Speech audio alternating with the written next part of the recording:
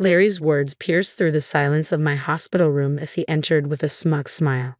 You can't even manage basic household tasks. We should just get a divorce, he declared, standing next to a woman I didn't recognize, tethered to a maze of medical equipment. I observed them quietly, noting how oblivious Larry was to my true financial situation, $10 million to be precise. His suggestion felt almost absurd given the implications for someone like me, a housewife.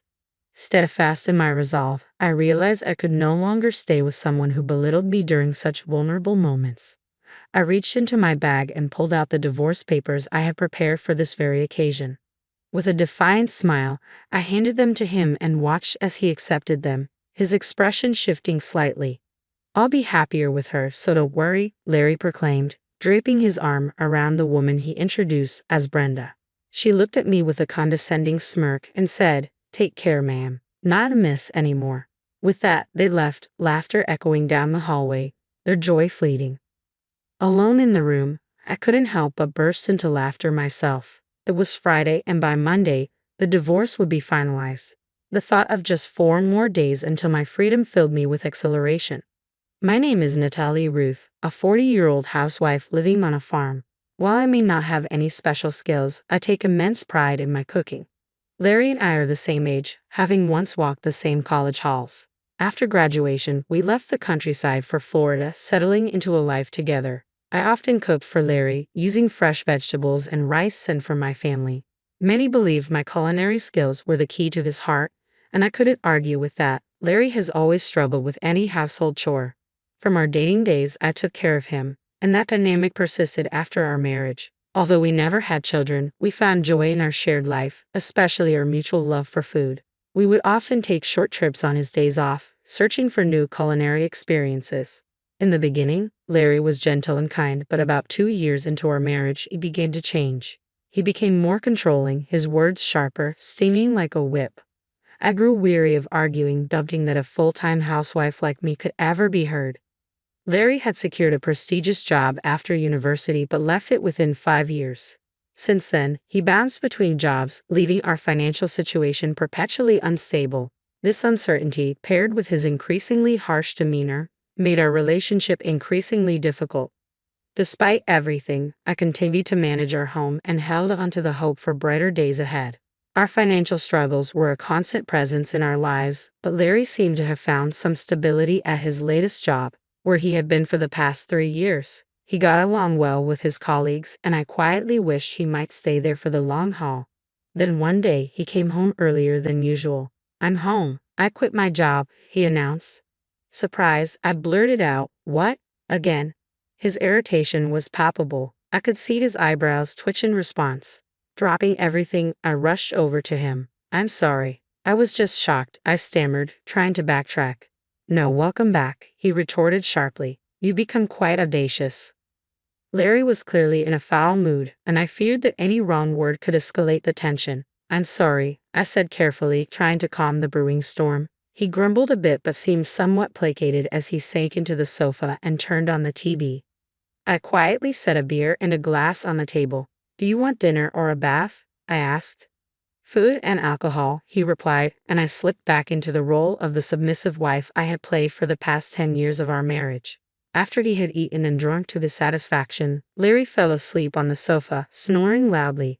The table was a disaster, resembling a scene from a chaotic kitchen. I began to clean up, picking up fallen beer bottles and scraps of food from the floor.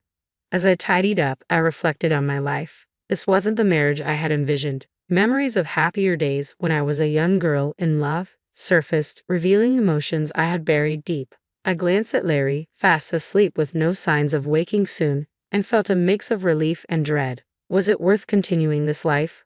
Perhaps it was time to consider a divorce. The next day, while Larry started his job hunt, I signed the divorce papers at the city office. I wasn't ready to file them yet, but having them felt like a form of protection. I discreetly tucked the signed divorce papers at the bottom of my frequently used bag, anxious about how Larry would react if he ever discovered them. "Where did you wander off to while I was job hunting?" Larry asked when I returned home. "I went to the stationery store to buy some resumes," I replied, handing him the documents. "I thought you might need them." That day, Larry was unusually thoughtful. He questioned me at first, but soon lightened up after receiving the resumes. He mentioned he was going out for drinks with a friend, a gesture I welcomed. His new job was with a reputable company, offering a solid salary and better benefits than before. I secretly hoped this time Larry would stick with his job until retirement, especially since his new department was in sales. As the weeks went by, Larry began spending more evenings out for entertainment, which left me with cherished moments of solitude. I used this time to recharge, always managing a smile for him upon his return. One afternoon, a call from my mother broke the routine. It had been a while since we last spoke, and her bubbling excitement was infectious. "We had our mountains and lands appraised, and they're worth $9 million, she exclaimed. "We only need $5 million to enjoy our retirement, so you should consider what this means for you." My mother had always been skeptical of Larry, particularly as he grew more controlling and even prevented me from visiting my childhood home. The news of the windfall shocked me, but what truly stunned me was learning that she had transferred the property titles from my grandmother to me to avoid inheritance taxes. Now, faced with a critical decision, I pondered whether to share this news with Larry or keep it as my secret leverage toward newfound freedom. A week later, life threw another curveball my way. I was involved in a traffic accident. Although my injuries weren't life-threatening, they required a lengthy hospital stay. After securing my valuables in the drawer of my hospital room, I reluctantly called Larry to inform him. "I'm sorry I got injured," I said. His first reaction was shockingly self-centered. "What about my meals?" he asked. I held back my frustration and explained, "I'll need to be hospitalized for a week. Could you manage your meals until then?" His response lacked any semblance of understanding or empathy. That night, I had planned to discuss the inheritance with him, but his callousness made me reconsider. As I lay in the hospital bed surrounded by medical equipment, an unsettling intuition settled over me regarding the events to come. When Larry visited, he confirmed my worst fears with his first words. "You're useless, you can't even do housework. Let's get a divorce, and you'd better pay me compensation," he sneered, completely oblivious to my financial situation. A young woman stood beside him, smirking disdainfully at my plight. With grim resolve, I knew I could no longer stay with someone who would treat his wife so harshly in her time of need. I retrieved the divorce papers I had kept as a sort of talisman and handed them to him with a forced smile. "Here, I guess it's time we said goodbye," I said. Larry's smug grin widened as he took the papers. "I'll be happier with her," he declared, draping his arm around the woman he introduced as Brenda. She leaned against him and mockingly said, "Take care, madam." "Oh, you're not a madam anymore. Take care, old lady." They left the room, laughter trailing behind them, and a bittersweet relief washed over me. Free from his disdain, I now faced the future with a significant inheritance and a life to rebuild on my terms. Lying in my hospital bed that Friday, laughter bubbled up inside me. The divorce papers had been served, and by Monday, they would be processed. The weekend passed in peaceful silence. Larry didn't attempt to contact me, a welcome respite that felt oddly unsettling after years of constant activity. However, come Monday evening, my phone began to ring incessantly. After about half an hour of persistent calls, I finally decided to pick up. Larry's voice greeted me, loud and irate, expressing his fury that the divorce papers hadn't been processed as he had expected. His anger only fueled my laughter, which seemed to infuriate him further. "I've already filed a notice of non-acceptance," I told him between chuckles, reminding him of his frequent threats to divorce during our petty arguments. Larry was clearly agitated, quickly demanding that I withdraw the notice. But I was no longer the woman who jumped at his command. I calmly explained that nothing could be done until I was discharged from the hospital and that we would need to sort this out at the municipal office. His selfishness became almost comical as he blurted out his intentions to register his marriage with Brenda, the woman he had introduced as his new companion. In a panic, he corrected himself, scrambling to regain control of the situation. When I playfully asked if her name was Brenda and if she was his mistress, he replied, "She's my new wife and technically your mistress since we're not divorced yet." His absurdity only fueled my calm demeanor, which seemed to frustrate him further. Choosing to shift the tone, I informed him that he would soon hear from my lawyer regarding the division of our assets. I emphasized that I had always managed our household and remained faithful, highlighting his role in the deterioration of our marriage. Larry looked genuinely perplexed, as if my inability to handle housework from a hospital bed was a betrayal.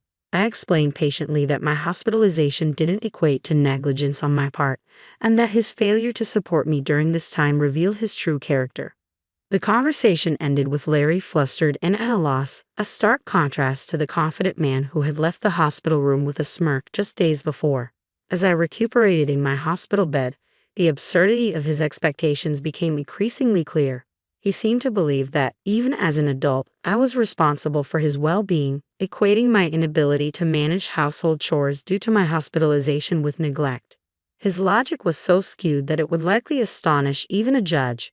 Despite gradually grasping the situation, he stubbornly clung to his belief that he was justified, especially now that he had Brenda by his side, and claimed he no longer needed me. I sharply reminded him that his secret relationship with Brenda constituted cheating, a point he refused to accept.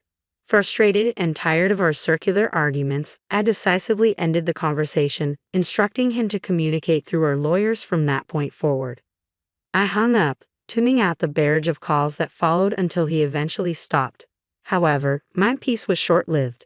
The next morning, my phone began ringing incessantly starting at 8:00 a.m. When I pressed the call button. I was immediately met with Larry's complaints about his inability to withdraw money from a bank account. He seemed puzzled as to why he couldn't access funds from what he assumed was a joint account. "Are you trying to withdraw from my personal account?" I asked. "Yes," he confirmed, his anger flaring. It was clear he didn't understand the protective measures I had put in place before being hospitalized. I had called the bank to temporarily block any withdrawals, anticipating that Larry might recklessly tap into my savings while I was incapacitated. "Authorize a withdrawal immediately," he demanded, failing to see the impropriety of trying to access money from an account belonging to someone he was divorcing. I calmly explained that we were effectively strangers now, and that I had no obligations to finance a stranger. My newfound assertiveness shocked him. He was unaccustomed to me standing my ground. He insisted that I send him money, even suggesting that I owed him compensation for not performing household duties. It seemed that, despite his education, Larry lacked basic common sense. After 12 years of marriage, I was treating him with the same patience one might extend to a child. I reiterated that any financial settlements would be handled through our lawyers. Larry's frustration boiled over, and he threatened to visit me in the hospital. Unfazed by his threats, I remained calm, prepared to face him if necessary, confident in my decision to stand up for myself and break free from the manipulative dynamics of our marriage. After our conversation, I had preemptively informed the nursing staff to allow only my parents to visit, ensuring that Larry couldn't just barge into my room. Despite this, he attempted to visit but was stopped at the nurse's station. He switched tactics, flooding my phone with calls and messages instead.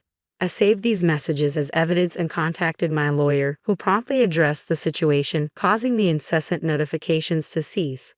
Just as I began to relax, thinking the drama was subsiding, an unexpected twist emerged. I was informed that Denise, a longtime friend with whom I had lost touch after marriage, was coming to visit.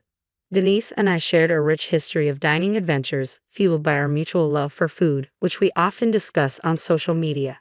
She came by to express her concern over my accident and brought shocking news about Brenda, the young woman involved with Larry. To my astonishment, Denise revealed that Brenda was her niece and confessed to overhearing her plans to marry a 40-year-old man. When Denise saw a photo of the supposed fiancé, she recognized him as my husband Larry. The coincidence and deceit were staggering. Denise had already informed her sister about the situation and was considering demanding compensation from Brenda for the distress caused. She assured me of her unwavering support and expressed her desire to maintain our friendship, regardless of the familial ties to my marital strife. She had even arranged a meeting to address these issues directly with her sister and Brenda. Filled with gratitude for Denise's steadfast support and buoyed by our friendship of over 15 years, I left the hospital the next day and headed to a private dining room in a restaurant where our meeting was set to take place. To my surprise, I found Larry and Brenda already there, casually enjoying an expensive traditional meal.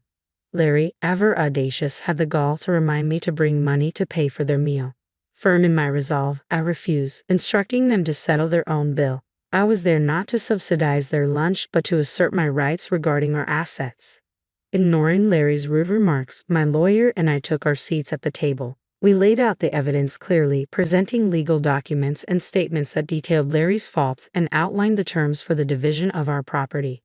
The papers made it abundantly clear that the responsibility for the dissolution of our marriage rested squarely on his shoulders, and I was prepared to defend my interests vigorously. As the meeting progressed, Denise made her entrance just as Larry and Brenda were enjoying their meal, completely unaware of the confrontation that awaited them. We presented a series of damning photographs taken by Denise, which showed Larry and Brenda together, and even more shockingly, Brenda entering the hotel with another man. The surprise and guilt on their faces were palpable as they halted their meal.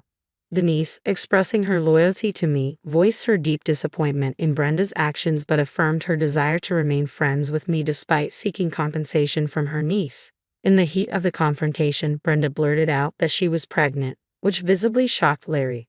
However, the claim quickly unraveled when Denise, skeptical, noted that Brenda showed no signs of pregnancy. Under pressure, Brenda admitted to fabricating the pregnancy story as a ploy to secure Larry's commitment, confessing that she had been targeting affluent older men. Caught in a web of lies and deceit, Larry was left speechless. Denise took charge of the situation, leading a remorseful Brenda away and promising a more formal apology later. Left alone with me, Larry scrambled to salvage our relationship, pleading for a fresh start and lamenting his deception of Brenda. He even attempted to leverage my lack of recent work experience to suggest that I couldn't manage on my own. I firmly rejected his advances, revealing my substantial personal net worth, estimated at around $10 million, which I had acquired through inheritance funds that were not marital assets. With my financial independence assured, I reiterated my intention to proceed with the divorce. The fallout from this revelation was swift. Under pressure from her family, Brenda transferred a sum of money into my account as compensation, and her mother ensured she worked to make amends. Larry, now estranged from both his family and Brenda's, faced severe repercussions. He was dismissed from his job for his indiscretions and resorted to multiple construction jobs to manage his debts. Once the divorce was finalized, I redirected the funds I received to charity and relocated to the countryside to start anew. Meanwhile, Denise and I rekindled our friendship, making plans to remain single, live together, and indulge in our shared passion for food and travel. We looked forward to beginning this new chapter, embarking on culinary tours and taking short trips to celebrate our freedom and the enduring strength of our friendship. Excitement filled me as I prepared for a future where I could live joyfully and authentically, true to myself.